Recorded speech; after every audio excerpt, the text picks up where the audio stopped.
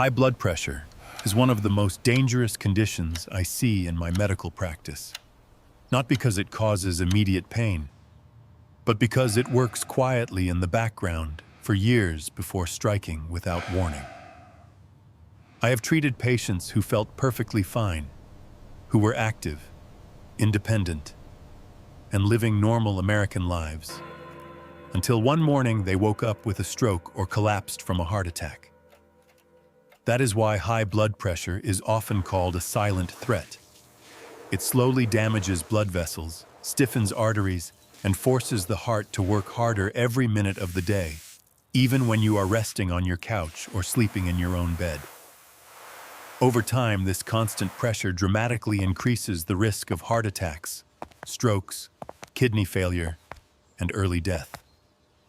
Many people believe that if their blood pressure is only a little high, or if it occasionally spikes, it is not a big deal. That belief is dangerous. Research shows that even small increases in the top blood pressure number significantly raise long-term health risks. The good news is that blood pressure is highly responsive to lifestyle changes, especially movement. For decades, exercise has been one of the most reliable tools we have to bring blood pressure down naturally. But here is where things are changing. New research is showing that not all exercise works the same way, and that some forms of movement can deliver powerful results in far less time than most people expect.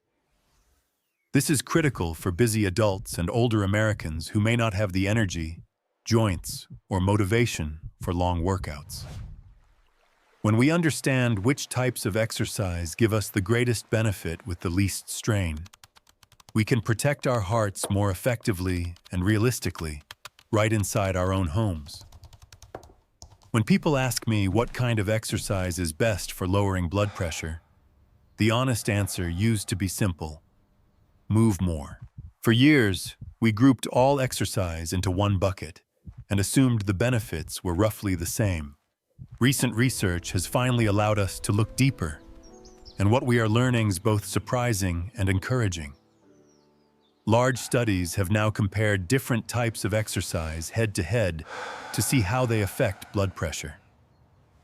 These studies looked at 4 main categories of movement: aerobic exercise such as brisk walking, jogging, or cycling; dynamic resistance exercise like squats, push-ups, or weight training; isometric exercise where muscles are tensed without moving, such as planks or holding a squat against a wall; and finally, programs that combine cardio and strength training. When researchers pooled the results from dozens of high-quality trials, they found something reassuring. All of these forms of exercise lowered blood pressure in a meaningful way. On average, people saw the top blood pressure number drop by about 7 points, which is a real and medically important change. At first glance, no single category seemed clearly better than the others. But a closer look told a different story. Another major analysis published more recently added one more exercise type, high-intensity interval training, and ranked each approach by how much it actually lowered blood pressure. Surprisingly, the intense workouts many people fear were not the most effective. The strongest and most consistent results came from isometric exercises, especially those that required holding tension for a short period of time. When the data was broken down further, one simple movement stood out above the rest. Wall squats produced some of the largest blood pressure reductions seen in any exercise trial. This matters because wall squats require no equipment, no gym membership, and very little time. For people with joint pain, limited stamina, or busy schedules, this kind of exercise can fit easily into daily life. The takeaway from this research is not that other exercises are useless.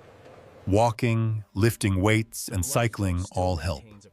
The real lesson is that certain types of muscle tension send a particularly strong signal to the blood vessels, encouraging them to relax and function more efficiently. Understanding this allows us to choose exercise more strategically Not harder, but smarter, to protect our hearts. One question that naturally comes up when people hear about these studies is why wall squats, of all things, would have such a powerful effect on blood pressure. As a doctor, this actually makes a lot of sense when you look at how the body responds to sustained muscle tension. When you hold a position like a wall squat, your muscles are working continuously without moving. That steady tension sends a strong signal through your nervous system and blood vessels. In response, your blood vessels learn to relax more efficiently once the effort stops, which helps lower resting blood pressure over time. What surprised many researchers is that this effect shows up even when the total exercise time is very small. In some studies, people were only doing about 30 minutes of isometric exercise spread across an entire week. Yet the blood pressure reductions were similar to, or even better than, much longer workout programs. This is where the idea of exercise snacks becomes so valuable, especially for people living busy or physically limited lives. Instead of carving out a long block of time to go to the gym, you can break movement into short, manageable pieces throughout the day. A couple of wall squats while waiting for coffee to brew, another set during a work break, and one more in the evening can add up without ever feeling overwhelming. I use this approach myself during long clinic days, and I recommend it often to patients who feel intimidated by traditional workouts. The beauty of wall squats is that they are simple, quiet, and accessible. You don't need special shoes, machines, or even much space. You can do them at home, in an office, or even in a hotel room. Another reason wall squats stand out is that they work large muscle groups in the legs, which play a major role in blood flow and circulation. When these muscles engage, they help push blood back toward the heart more effectively, reducing strain on the cardiovascular system. This is especially helpful for older adults who may not tolerate high-impact exercise or fast movements. It's also important to understand why different studies sometimes seem to disagree. Research that focuses only on people with high blood pressure often shows that many exercise types work similarly well. But when studies include people with normal blood pressure too, the unique strength of isometric exercises becomes clearer because they lower blood pressure even in people who start at healthy levels. That tells us these exercises are powerful regulators, not just treatments. The practical takeaway is simple. You don't have to choose between being active and being realistic. Wall squats and other short bursts of muscle tension allow you to fit meaningful blood pressure control into real life, without exhaustion, pain, or complicated routines. If you want to use wall squats to lower your blood pressure safely and effectively, the way you do them matters just as much as doing them at all. I often tell patients that this exercise should feel challenging but controlled, never painful or forced. Start by standing with your back flat against a sturdy wall, feet about shoulder width apart, and positioned roughly 1 to 2 feet away from the wall. Slowly slide your back down until your thighs are angled downward and your knees are bent, but not pushed forward past your toes. Your lower legs should stay mostly vertical, with your knees stacked above your ankles. This position protects your joints and ensures the work is happening in the muscles, not the knees. Your back should stay in contact with the wall the entire time, shoulders relaxed, head neutral, and eyes looking straight ahead. The most important part is finding the right depth. You do not need to sink into a deep squat. Instead, adjust your height so the effort feels like about a 4 out of 10. At that level, you should feel your legs working steadily, but you should also feel confident that you could hold the position for up to 2 minutes if needed. Once you find that spot, hold it. Focus on slow breathing through your nose and out through your mouth. Do not hold your breath. Your breathing should stay calm and rhythmic, even though your legs are working. A good starting goal is to hold the position for about 1 to 2 minutes, then stand back up slowly and rest for another 1 to 2 minutes. During the rest, stay standing or walk around lightly. Avoid sitting immediately, as gentle movement helps your circulation adjust smoothly. After resting, repeat the wall squat for another round. Most people do well with 3 to 4 total holds in one session. If it feels too easy, slide a little lower next time. If it feels too hard, move a little higher. Small adjustments make a big difference. One of the advantages of wall squats is that they are easy to scale to your body on any given day. Some days you may feel stronger. Other days you may need to back off slightly. That flexibility is a strength, not a weakness. You can spread these sets throughout the day instead of doing them all at once. One in the morning, one midday, and one in the evening can be just as effective as doing them back to back. This approach fits naturally into real life. You can do a set while waiting for coffee, during a break from work, or before dinner. Consistency matters far more than intensity. Over time, as your legs get stronger and your body adapts, many people notice the position feels easier, and their blood pressure readings begin to trend downward. If you ever feel sharp pain, dizziness, or chest discomfort, stop and rest. Wall squats should feel like steady effort, not strain. For most people, especially those with joint concerns or limited time, this exercise provides a rare combination of safety, simplicity, and powerful benefit. When done correctly and consistently, it sends a clear signal to your blood vessels to relax and function better, helping your blood pressure move in a healthier direction without complicated equipment or exhausting workouts.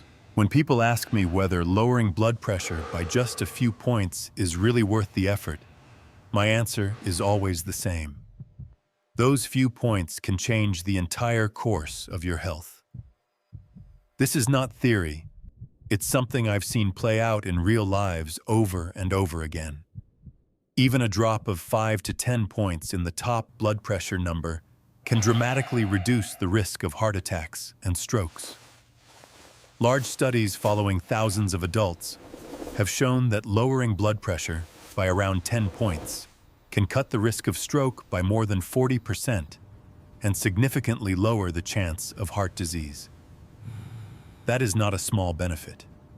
That is life-changing. This is why simple habits like wall squats matter so much.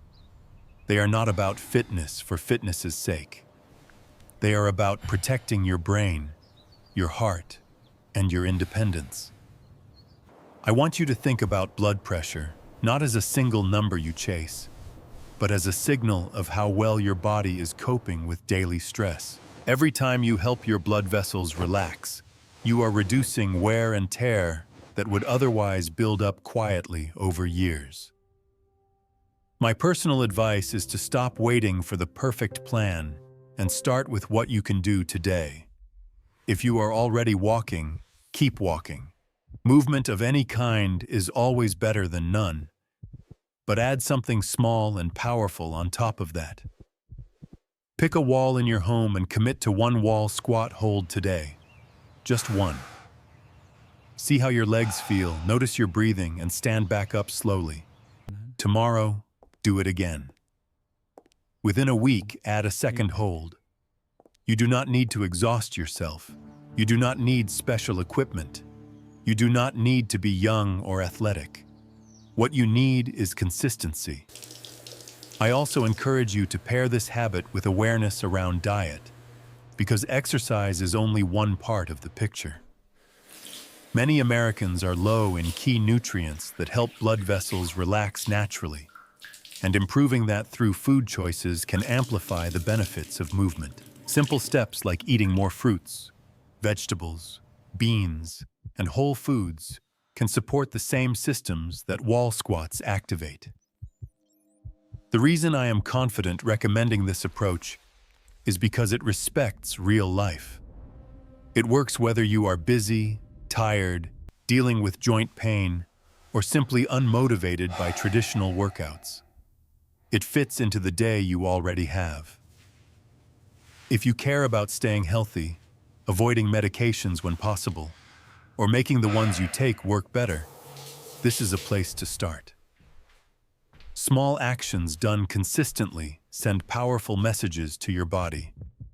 Your blood vessels listen, your heart responds, and over time, those small daily choices add up to fewer emergencies, fewer scares, and a much greater chance of living the life you want, with energy and confidence for many years to come. As a doctor, the most important lesson I have learned about blood pressure is that small, consistent actions protect lives far more effectively than extreme measures taken too late. High blood pressure rarely announces itself with pain or warning signs. It quietly strains the heart and blood vessels day after day, until one morning it shows up as a stroke, a heart attack, or a sudden loss of independence. That is why I encourage people to stop thinking of blood pressure as a number to fear and start thinking of it as something they can influence every single day with realistic choices. Movement remains one of the strongest tools we have, but the newer research is reminding us that how we move matters more than how hard or how long we move. You do not need to run miles, punish your joints, or spend hours in a gym to make a meaningful difference.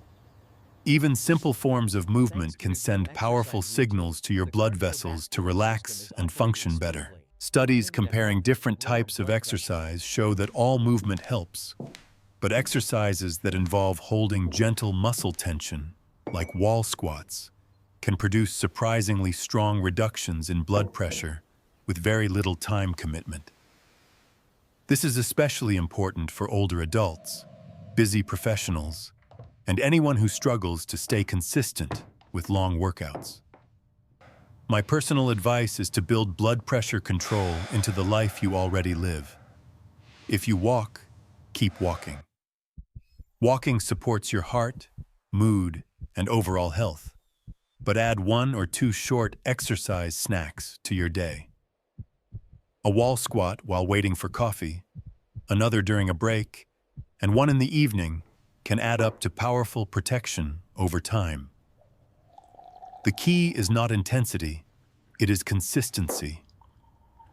Listen to your body, breathe steadily, and stop before anything feels painful or forced. I also remind my patients that numbers matter because they represent risk, not because they define who you are. Lowering the top blood pressure number by even 5 to 10 points can dramatically reduce the chance of stroke and heart disease. That means the effort you put into small daily habits is not wasted. It is directly protecting your brain and your heart. Pairing movement with simple nutrition choices makes the effect even stronger. Eating more fruits, vegetables, beans, and whole foods gives your blood vessels the support they need to respond to exercise. You do not need perfection. You need a plan you can actually follow. Start today with one small action. Pick a wall. Hold a comfortable squat for a minute or two. Breathe. Repeat tomorrow. Over time, those quiet moments of effort add up to steadier blood pressure, fewer health scares, and more confidence moving through your day. That is how lasting change happens, and it is well within your reach.